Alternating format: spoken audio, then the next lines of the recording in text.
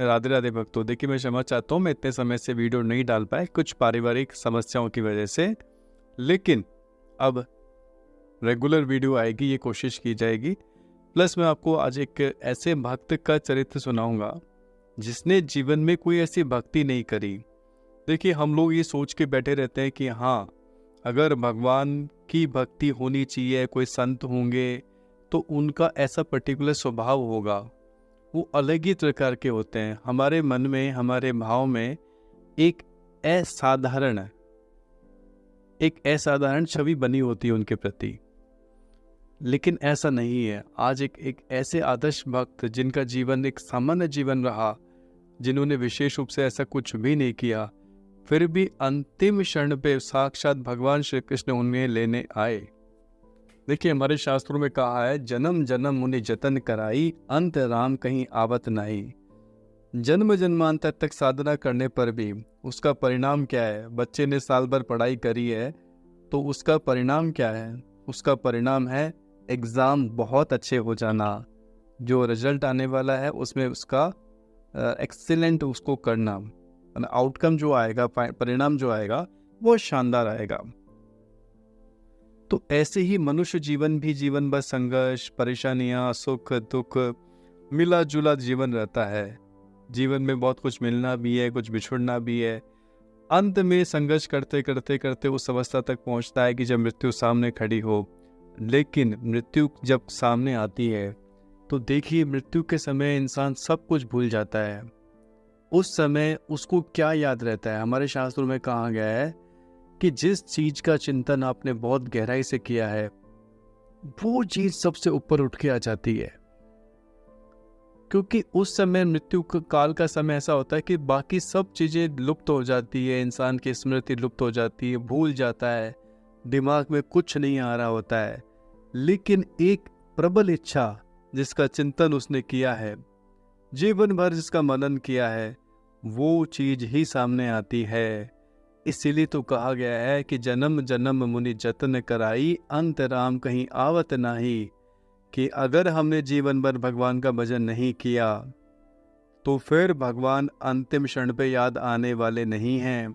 अगर हम संसार के विषय भोगों का ही चिंतन करते रहेंगे, मुझे तो मकान चाहिए, गाड़ी चाहिए, वहाँ जाना है, ऐसा करना है, अपनी लाइफ में बड़े बड़े ख्वाब देखने हैं, तो वो ख्वाब ही आपको अगला जन्म दोबारा दिलवा देंगे। भगवान नहीं लेने आएंगे, भगवान नहीं मिलेंगे, भगवत धाम की प्राप्ति नहीं होगी। हो सकता है कि अधोगति में भी जाना पड़े। तो एक ऐसे आदर्श भक्त का चरित्र मैं आपको बता रहा हूँ संक्षिप्त रूप में। देखिए, विस्तार तो भक्तों का चरित्र इतना बड़ा होता है कि अगर उनके डिटेल से बताया जाए तो एक एक उनकी महिमा सुनाई जाए तो कई दिन बीत सकते हैं। जैसा मैंने आपको बताया, जो भाव मन में, जो भाव बड़ी प्रबलता से बैठा होगा वही ऊपर आ जाएगा। जीवन में हमारा मन राग या द्वेष जहाँ सबसे अधिक उलझा रहता है, अंत काल में प्राय उसी का ही चिंतन होता है। देखिए, अब लोगों के मन में तो ये बैठा हुआ है ना कि भगवान को पाना बहुत कठिन है। मैंने आपको बताया ना, लोगों के दिमाग में है, लोगों के दिमाग में भगवान तो है ही नहीं। संसार, विषय भोग, अपनी इच्छाएं इतनी ग्रसित हो चुकी है। देखिए, मैं एस्ट्रोलॉजर भी हूँ, आपको मैंने बताया था, आई मीन एस्ट्रोलॉजर। मैं रोज ऐसी ऐसी बातें सुनता हूँ जब मेरा खुद का दिमाग ऐसे फिर जाता है कि लोग कहाँ जा रहे हैं, किस दिशा में जा रहे हैं, क्या मतलब जीवन का उद्देश्य क्या है, लाइफ का उद्देश्य क्या है। आज का नवयुवक पीढ़ी जो है, मतलब एक जो युवा जो पीढ़ी है, अगर आप उनकी स्थिति को खंगालेंगे, माता पिता इस बात से अनभिज्ञ हैं। माता पिता नहीं जानते कि उनकी औलादें क्या कर रही है, घर में बैठ के फ़ोन कर रही हैं, क्या चाहती हैं, क्या नहीं कर रही हैं। तो आप ये देखिए वो कर क्या रहे हैं। लोग इतने डिप्रेशन में जा रहे हैं, इतने परेशान रहते हैं, स्ट्रेसफुल रहते हैं, एंजाइटी उनको रहती है, महत्वाकांक्षा है, बॉयफ्रेंड गर्लफ्रेंड, इनके तो मैटर गिन नहीं सकते, इतने मैटर्स होते हैं। तो ये हो क्या रहा है? भगवान पाना, भगवत प्राप्ति करना, ये विषय तो बहुत ही अति दुर्लभ बात है, सोचने विचारने वाली बात है। देखिए, गीता जी में भगवान ने कहा है कि अंतिम क्षण तक, हमारे शास्त्रों में भी लिखा हुआ है कि अंतिम क्षण तक भगवान के दरवाजे खुले हुए हैं जीव के लिए। मैंने आपको कई बार बताया शायद, और आप सुनेंगे इस बात को भी, कि जब भी कोई ऐसा व्यक्ति आपको दिखे, आपके घर के आसपास कहीं भी कोई व्यक्ति देखे जिसके प्राण छूटने वाले हैं, तो आप तुरंत जाइए, संतों का चरणामृत लेके जाइए, संतों का चरणामृत उसके मुख में डालिए, भगवान का चरणामृत गंगा जी डालिए, उसको गीता जी के पाठ सुनाइए, कीर्तन सुनाइए, नाम सुनाइए। ये बहुत बड़ी कृपा आप उसके ऊपर नहीं, अपने ऊपर कर लेंगे। एक जीव भी आपकी वजह से, एक जीव का भी कल्याण अगर आपकी वजह से हो गया, तो ये विश्वास कीजिए, ये मनुष्य जन्म आपका लेना सार्थक हो जाएगा। भगवान ने जिस कृपा से आपको मनुष्य देह प्राप्त कराया है, देह दिया है, उस देह को देना आपने सफल कर लिया। आपने अपने भगवत प्राप्ति का रास्ता सुगम कर लिया, सरल कर लिया, सहज बना लिया है। देखिए, मैं जिनकी बात कर रहा हूँ वे न तो त्यागी थे न तपस्वी थे। भजन पूजन भी उन्होंने कभी कोई उल्लेख ऐसा योग मतलब भजन पूजन भी उन्होंने कभी कोई किया हो, ऐसा सुनने को नहीं आता। जाति से वे क्षत्रिय थे, नॉर्मल सी पढ़ाई कर रखी थी उन्होंने, लेकिन और उनका जीवन कैसा था, खेती पे काम करना, मतलब खेतों पे काम करना, ठीक है। और ये जो बात है, देखिए आजादी से ठीक पहले की बात है, लेकिन उनमें एक क्वालिटी थी, उनमें एक क्वालिटी ये थी कि वो इंसान सच्चे थे, ईमानदार थे। देखिए, सच्चे ईमानदार होना, जो कह दिया वो करना, सत्य का पालन करना। देखिए, हमारे शास्त्रों में लिखा हुआ है, हम कई बार कोशिश करते हैं ना यार, किसी व्यक्ति को समझाया जाए तो भाई भगवान का भजन कर, मंदिर चल, वो क्यों नहीं चलता है। और कुछ व्यक्ति ऐसे होते हैं जिन्होंने कभी भजन नहीं किया, लेकिन हमने कहा वो करने लग गए। तो इसका कारण क्या है? इसका कारण है कि सदाचार की भूमि, सदाचार जिसे कहते हैं ना, सदाचार, जिनका आचरण अच्छा होता है, जो सत्य का पालन कर रहे हैं, धर्म का पालन कर रहे हैं, सदाचार की भूमि पे भक्ति के बीज अंकुरित होते हैं। मतलब कि जो बीजारोपण किया जा रहा है भक्ति रूपी का, भक्ति का बीज डाला जा रहा है। जिस व्यक्ति के जीवन में सदाचार है, जिस व्यक्ति के जीवन में धर्म है, जो अपने कर्तव्य का पालन करता है, जो सत्य बोलता है, जिसके मन में छल कपट नहीं है, अगर ऐसे व्यक्ति को भगवान की भक्ति का थोड़ा सा भी मार्ग मिल जाएगा, कोई डायरेक्शन मिल जाएगा, कोई संत मिल जाएंगे, तुरंत वो भक्ति में बहुत तेजी से छलांग लगा देंगे और लग जाएंगे। तो सदाचार, लेकिन जिनमें सदाचार नहीं है उनको कितना ही कहते रहो, उनमें कोई फर्क नहीं पड़ता है। तो देखिए, ये व्यक्ति जो थे ना, मतलब ये जो भक्त थे, क्षत्रिय भक्त थे, ये इनका जीवन में सदाचार था, और इन्होंने आज़ादी के लिए संघर्ष भी किया, जेल यात्रा भी की। एक बार की बात है, जब वो जेल गए थे, वापस लौट कर आए तो घर पे आके बीमार हो गए। आए वहाँ से और उनका जीवन उन्होंने थोड़ा समय बिताया, उसके बाद वो बीमार हो गए। 6 महीने तक वो बीमार रहे।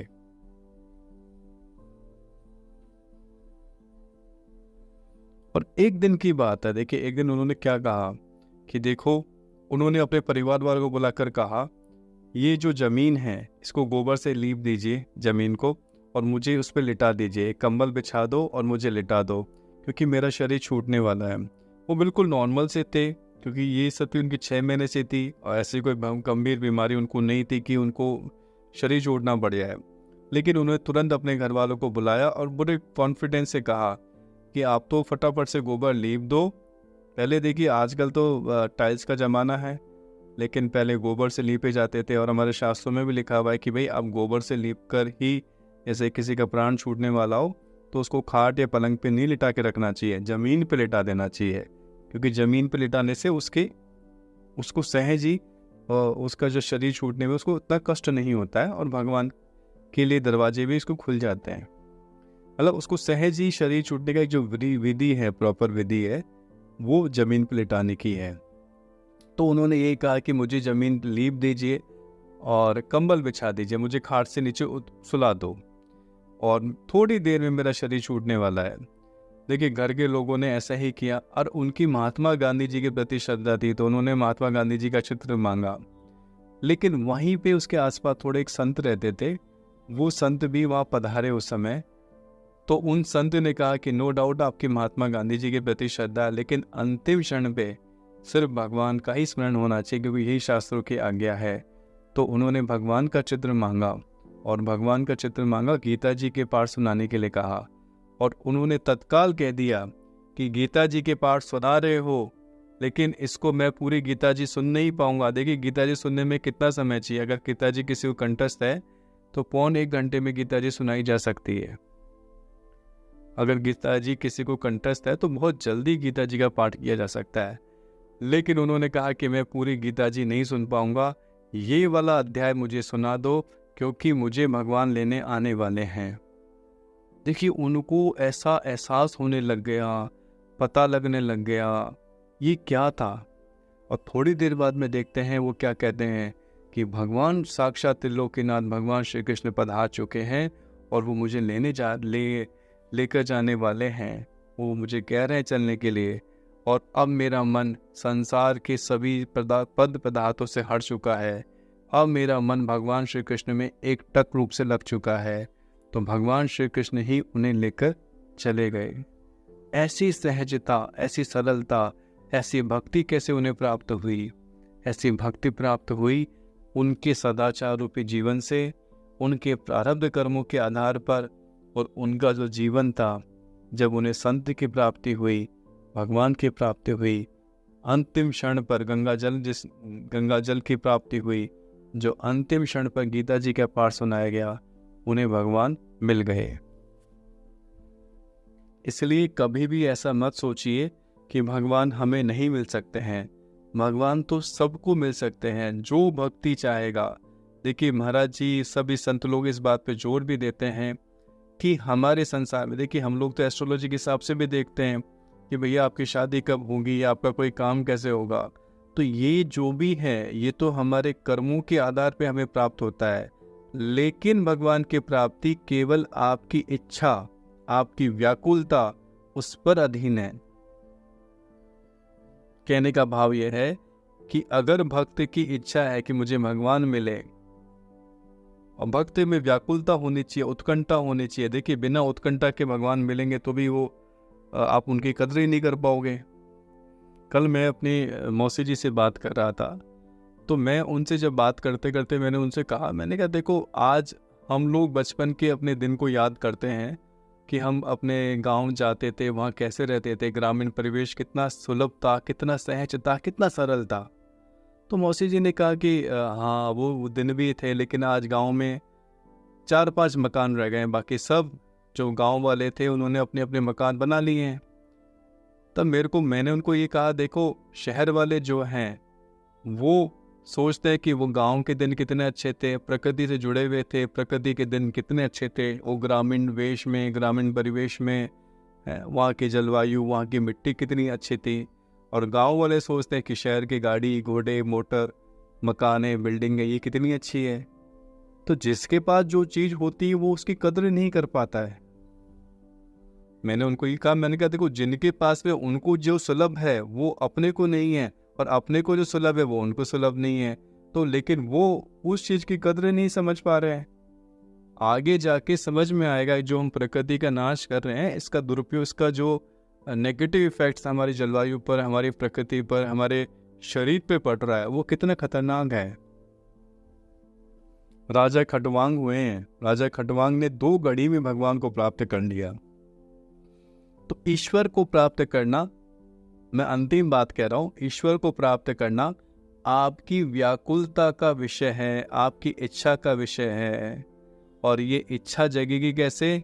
धर्म का पालन करने से, अपने कर्तव्यों का पालन करने से, भगवान की भक्ति करने से, भगवान का नाम लेने से, भगवान की कथा सुनने से, रामायण, गीता, भागवत, वेद शास्त्रों का अध्ययन करने से। राधे राधे भक्तों।